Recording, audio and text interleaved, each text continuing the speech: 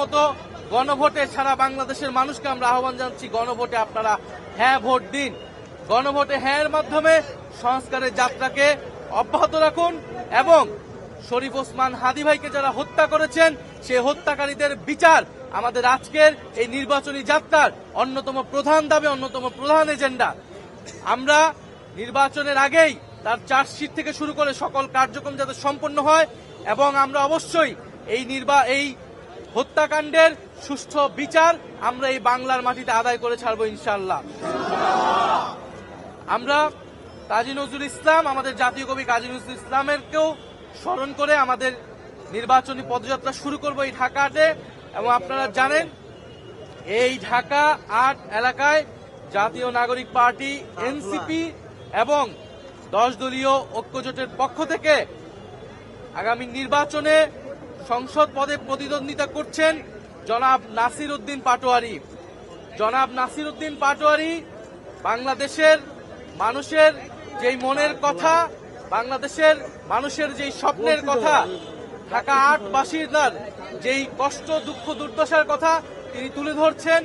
অত্র এলাকার দুর্নীতি, চাঁদাবাজ এবং সন্ত্রাস যাকে ভয় করে এই এলাকার মানুষ কোনো কথা বলতে পারে না এতদিন, নতুন মাফিয়া এসেছে এই ঢাকা এলাকায়, সেই নতুন মাফিয়াদের বিরুদ্ধে, নতুন জমিদারদের বিরুদ্ধে নাসির উদ্দিন পাটোয়ারি 10 দলীয় ঐক্যজোটের পক্ষ থেকে তার কথা বলে যাচ্ছেন, ভোট চেয়ে যাচ্ছেন।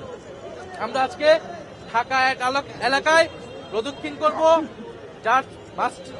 মার্চ ফর জাস্টিস আমরা করব এবং আমরা আনুষ্ঠানিকভাবে জাতীয় নাগরিক পার্টি এনসিপি আমরা আজকে এইখানে 3 নেতার মাজারে কবর জিয়ারতের মাধ্যমে আমরা আমাদের নির্বাচনী পদযাত্রা ঘোষণা করলাম।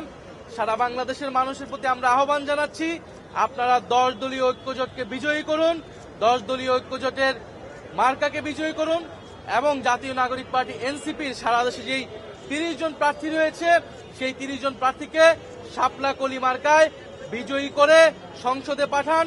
সংসদে জাতীয় নাগরিক পার্টি এবং এনসিপি এবং 10 দলীয় ঐক্যজোট আপনার সাধারণ মানুষের কথা বলবে, গণ অভ্যুত্থানের কথা বলে, সংস্কারের কথা বলবে, সার্বভৌমত্বের কথা বলবে।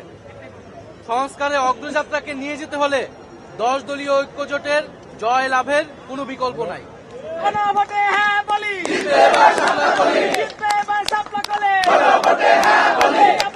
নির্বাচন অনুষ্ঠিত হোক এটা চাই, সেই নির্বাচনে জয়লাভ করে আমরা সংসদে যেতে চাই। আমাদের সামনে এটাই এখন একমাত্র এজেন্ডা। সরকারের জায়গা থেকে নির্বাচন কমিশন নিরপেক্ষ আচরণ করছে না, এটা আমরা বিভিন্ন সময় বলে আসছি।